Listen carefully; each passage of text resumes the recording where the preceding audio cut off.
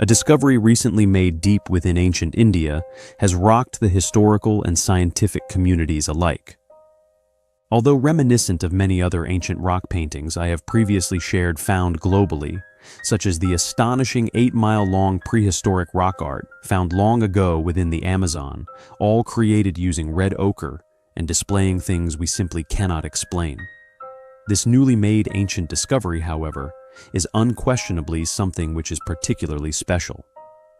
Found in Chhattisgarh and dated to some 10,000 years old, the artworks depict in detail not only alien craft visiting our planet, but appears to be a record, a timeline of this miraculous event, clearly depicting an alien visitation from the skies.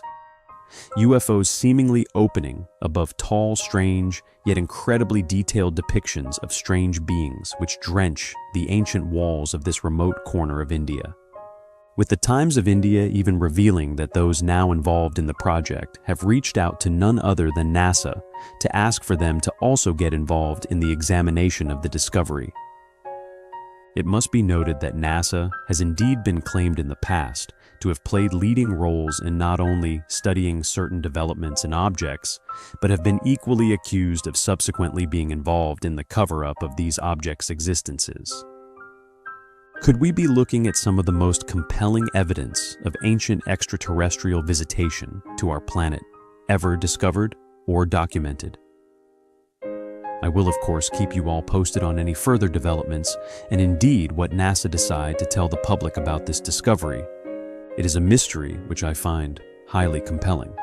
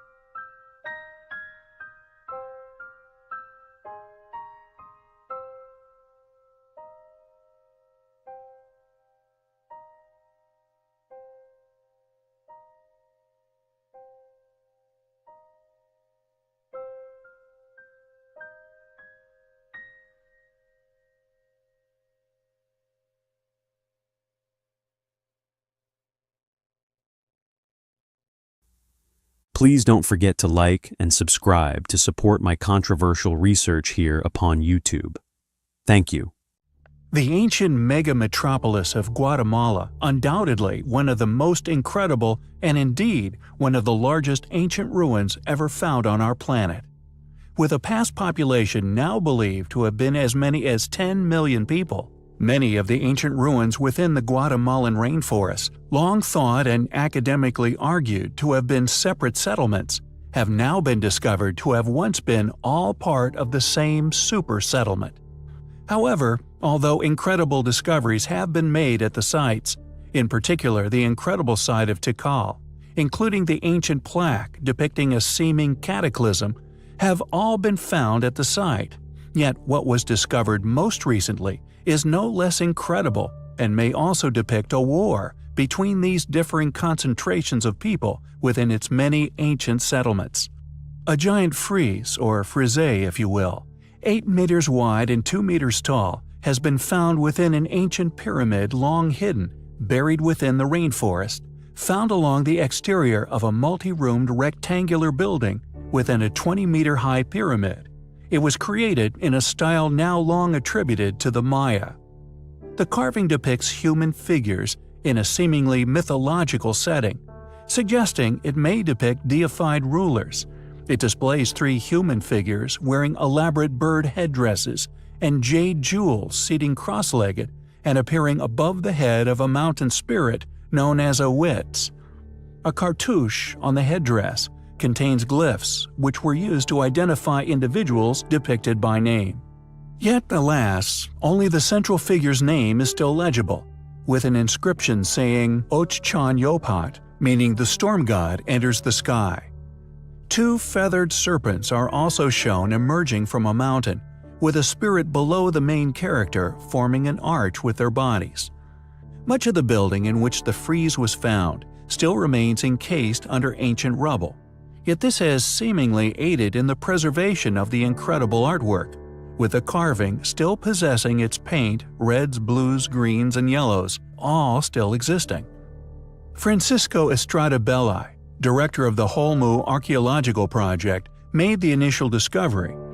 Quote, "This is a unique find.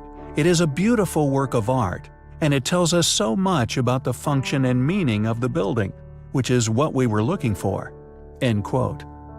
Thanks to the artwork and the message it conveys, archaeologists now believe it is evidence suggesting that the rulers of the region were once embroiled in a political clash of the Titans between the kings of Kanul, the Snake Kingdom, and the kings of Takal.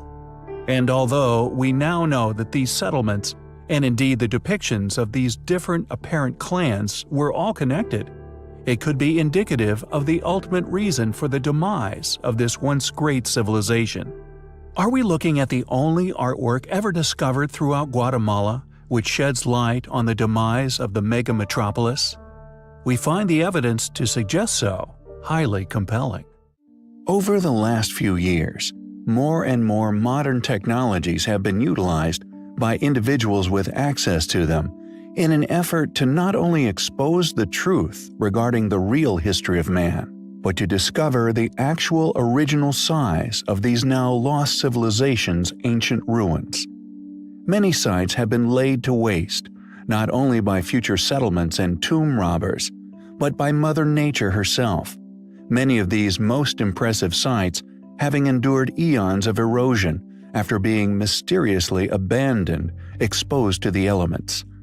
Yet there exists a number of these sites which have been somewhat protected from these forces.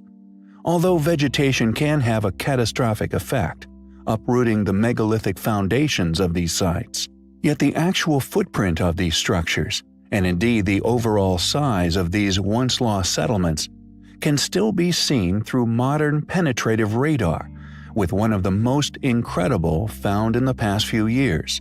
Undoubtedly, the mega-metropolis hidden beneath the dense forests of Guatemala. Although some clearings dotted within this landscape have been spared, somehow avoiding the suffocation of trees, it has been discovered that these sites, long argued as separate sites of habitation, were, in reality, once part of the same gigantic city, one of unimaginable size and complexity that was unquestionably home to not mere thousands, but was in fact a settlement that was home to more than 10 million. Yet although this reality is a compelling, supportive fact regarding our own beliefs, in regards to a far greater, now hidden, and widely ignored history of mankind, there are still features of this ancient site that is still attempted to be ignored, overlooked, and hopefully concealed from the majority of the world's population, ultimately avoiding them questioning the true reality of what they have been taught, and the possible truth regarding our history, which these sites could provide to all those who gaze upon them. Although these particular megalithic blocks somehow stood on their heads, have been explored and exposed for nearly 100 years, with many photographic expeditions having been made to these sites, it has now been proven that these megalithic blocks were not merely signposts made of stones in situ, but were clearly stones cut and once transported to their current location, and were actually strategically placed within one huge mega-settlement. This fact is attempted to be stifled, avoiding individuals questioning how, if indeed they were transported and cut by our more recent ancestors, the Mayans, how they actually accomplished this feat when they clearly required now lost techniques and technologies, as although they were far more primitive, technologically speaking, to the modern man, with us only accomplishing such abilities within the last century, all thanks to modern technology. This is clearly an identifying feature which exposes the true capabilities of the builders of this enormous city, and the fact that although academics would like to argue that it was merely a Mayan settlement, It possesses, like so many other astonishing sites on Earth, as yet unexplained enigmas, which not only fly in the face of this explanation for their origins, but actually suggest that they were merely re-inhabited by the Mayans, allowing archaeologists to point the finger at such a group due to their archaeological fingerprint having been left at the location.